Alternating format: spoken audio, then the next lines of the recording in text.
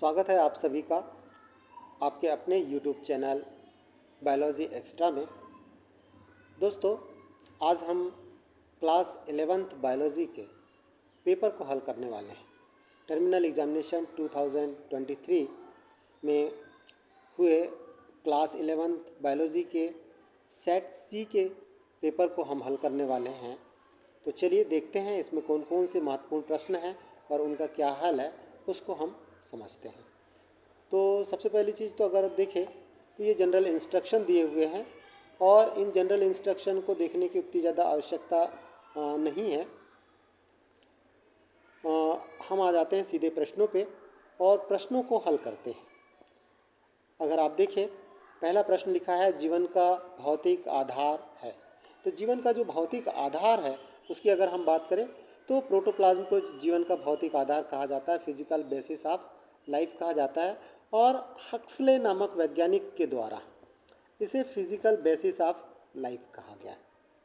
इसके बाद दूसरा प्रश्न देखिए, वह कोशिकांग जो रूपांतरण में मदद करता है। सही विकल्प चुनकर लिखिए में दूसरा प्रश्न जो है वह कोशिकांग जो रूपांतरण में मदद करता है और वह है राइबोसोम। तीसरे प्रश्न की तरफ देखिए, निम्नलिखित में से कौन सा एंजाइम की क्रियाशीलता को प्रभावित करता है? उच्च ताप, पीएच, न्यून ताप। तो इसका सही जवाब होगा द। तीनों ही जो है एंजाइम की क्रियाशीलता को प्रभावित करते हैं। इसके बाद देखिए नेक्स्ट प्रश्न की तरफ हम चले तो नेक्स्ट प्रश्न है कि ईसीजी की कौन सी तरंग पुनर्ध्रुवण का निरूपण करती है? यहाँ पर पुनर्ध्रुवण आ गया है तो इसको समझे, पुनर्ध्रुवण का निरूपण करती है। तो इसका जो सही जवाब होगा वो होगा टी तरंग, टी वेव। यहाँ पर रिपोलराइजेशन की बात हो रही है, डीपोलराइजेशन की नहीं हो रही है। तो यहाँ पर जब रिपोलराइजेशन की बात होगी तो उसका सही आंसर होगा टी तरंग। इसके बाद नेक्स्ट क्वेश्चन देखिए, मूत्र में ग्लूकोज की उपस्थिति है ग्लूकोशूरिया। एचबी के साथ ऑक्सीजन के बंधन से निर्मित। नेक्स्ट प्रश्न देखिए, छठवां प्रश्न है कि हीमोग्लोबिन के साथ ऑक्सीजन के बंधन से निर्मित होता है तो ऑक्सी हीमोग्लोबिन बनता है। अब ये स्थायी है या अस्थायी? तो यह अस्थायी होता है क्योंकि कुछ समय बाद ये वियोजित हो जाता है। चलिए अब नेक्स्ट क्वेश्चन की तरफ चलते हैं और नेक्स्ट क्वेश्चन है रिक्त स्थानों की पूर्ति कीजिए। रिक्त स्थानों की पूर्ति कीजिए में मुख्य रूप से 6 प्रश्न दिए हैं। 6 प्रश्न में बहुत ही सरल प्रश्न है। पहला प्रश्न दिया है खालिस्तान कोशिका का बिजली घर होता है। तो इसका सही जवाब क्या होगा भाई? इसका सही जवाब होगा माइटोकॉन्ड्रिया, माइटोकॉन्ड्रिया। फिर दूसरा प्रश्न दिया है नेफ्रॉन खालिस्तान का अंग होता है। नेफ्रॉन किडनी या वृक्क का भाग होता है। तीसरा, खालिस्तान संरचना पौधों की पत्तियों में पाई जाती है। खालिस्तान संरचना पौधों की पत्तियों में पाई जाती है। तो देखिए यहाँ पर प्रश्न एक थोड़ा सा चेंज प्रश्न है। खालिस्तान संरचना C4 पौधों की पत्तियों में पाई जाती है। C4 पौधों की पत्तियों में पाई जाती है और इसका सही जवाब होगा क्रॉन्च एनाटॉमी। क्रॉन्च एनाटॉमी का पाया जाना C4 पौधों की विशेषता होता है। इसके बाद चौथा प्रश्न दिया है स्वर यंत्र के ऊपर ढक्कन नुमा संरचना खालिस्तान कहलाती है। तो ढक्कन नुमा जो संरचना है वह कहलाती है एपिग्लॉटिस, एपिग्लॉटिस कहलाती है। इसके बाद पांचवा प्रश्न देखिए, अनाक्षी श्वसन में ग्लूकोज के अणु से खालिस्तान एटीपी ऊर्जा प्राप्त होती है।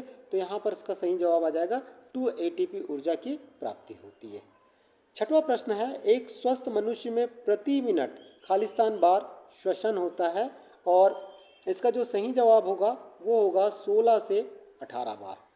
यहाँ पर एक बात थोड़ा सा ध्यान में रखने योग्य है कि अगर चाइल्ड में जो नॉर्मल जो कहना चाहिए श्वसन दर होती है वो 20 से 30 होती है।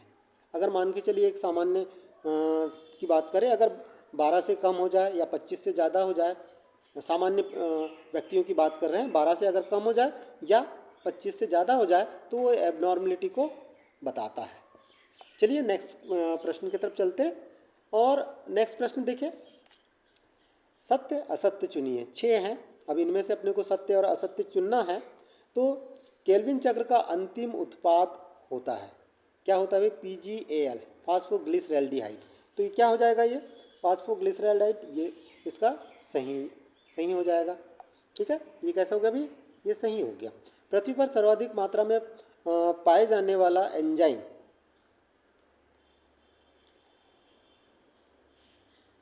पृथ्वी पर सर्वाधिक मात्रा में पाए जाने वाला एंजाइम है रूबिस्को, बिल्कुल सही। वायरस मुख्यतः न्यूक्लिक अम्ल के बने होते, गलत। हीमोग्लोबिन में आयरन तत्व पाया जाता है, बिल्कुल सही। C3 चक्र को हैच स्लैग चक्र भी कहते हैं, तो इसको हैच स्लैग चक्र नहीं कहते, C4 चक्र को हैच स्लैग चक्र कहा जाता है, तो ये गलत हो गया। प्रोटीन के श्वसन गुणांक का मान 1 से अधिक होता है, यह भी गलत हो गया। ठीक है, और केल्विन चक्र का अंतिम उत्पाद क्या होता है, PgAl होता है। क्या ये सही है या गलत है, इसे अपने कमेंट्स बॉक्स में लिख के बताना है। चलिए एक नया प्रश्न की तरफ चलते हैं। सही जोड़ी बनाइए। अब सही जोड़ी बनाइए में यहाँ पर अगर आप देखें तो यहाँ पे बहुत सारे ऑप्शंस दिए हुए हैं, लेकिन एक तरफ संख्या उनकी कम है, एक तरफ ज़्यादा है। तो सबसे पहले देखें कार्बोहाइड्रेट, कार्बोहाइड्रेट का श्वसन गुणांक का जो मान होता है वह 1 होता है, तो यहाँ पर आ जाएगा फा। ठीक है, फा आ जाएगा, या इसको हम यहाँ से सीधे कर दे। वसा का मान, श्वसन गुणांक का मान जो है 1 से कम होता है, लेकिन यहाँ पर चूंकि ऑप्शंस में 1 से अधिक लिखा है तो हमको ये वाला ऑप्शंस लगाना पड़ेगा, हालांकि वो 0.7 के करीब होता है, अर्थात 1 से कम होता है। ठीक है, इसके बाद अगर हम मछली की बात करें तो मछली कैसी है भाई, मछली जो है अमीनोटेलिक है। छिपकली कैसी है, यूरिकोटेलिक है। रक्त दाब का मापन कैसे में किया जाता है, स्फिग्नोमैनोमीटर में किया जाता है। तो इस प्रकार से हमने ये सही जोड़ी देखा। अब हम बात करते हैं नेक्स्ट प्रश्न के, प्रश्न क्रमांक 5। अगर हम प्रश्न क्रमांक 5 की बात करें तो प्रश्न क्रमांक 5 में लिखा है मनुष्य के आरबीसी का जीवन काल कितने दिवस होता है। तो जनरली ये 120 दिन होता है। कितने दिन होता है भाई, 120 दिन का होता है। प्रकाशीय श्वसन में शामिल कोशिकांगों के नाम लिखिए। प्रकाशीय श्वसन में मुख्य रूप से 3 कोशिकांग इसमें भाग लेते हैं। कौन कौन से हैं भाई, एक तो है क्लोरोप्लास्ट, माइटोकॉन्ड्रिया, और तीसरा जो है वो है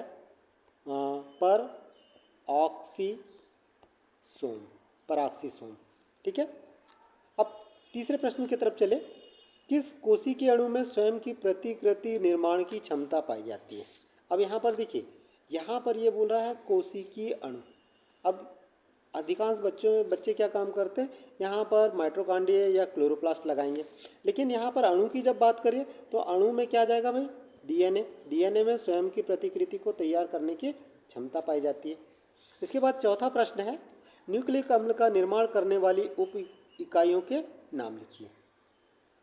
न्यूक्लिक अम्ल का निर्माण करने वाली उप इकाइयों के नाम लिखिए। तो यहाँ पर मुख्य रूप से 3 चीज़ों के नाम आने चाहिए। वैसे न्यूक्लिक एसिड का निर्माण किससे होता है, न्यूक्लियोटाइड से होता है, न्यूक्लियोटाइड के द्वारा होता है। और न्यूक्लियोटाइड किस किस चीज़ों से मिलकर बने हैं भाई, आपको याद होगा, नाइट्रोजन बेस। ठीक है, नाइट्रोजन बेस से मिलकर बने हैं। पेंटोज शुगर से मिलकर बने होंगे, और पेंटोज शुगर के साथ साथ फास्फोरिक एसिड से भी मिलकर बने होंगे। तो यहाँ पर ये 3 चीज़ों का जिक्र होगा। इसके बाद अगर हम बात करें नेक्स्ट क्वेश्चन की, तो नेक्स्ट क्वेश्चन दिया हुआ है कि रूबिस्को का पूरा नाम लिखिए। रूबिस्को का पूरा नाम क्या होगा भाई, राइबुलोज बाईफास्फेट कार्बोऑक्सिलेज ऑक्सीजनेज। इसका पूरा नाम क्या होगा भाई, इसका अगर आप पूरा नाम लिखिए, राइबुलोज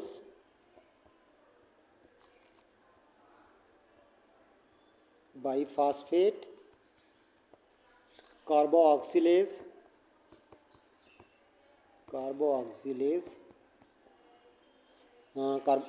कार्बोऑक्सिलेज के बाद ऑक्सीजनेज।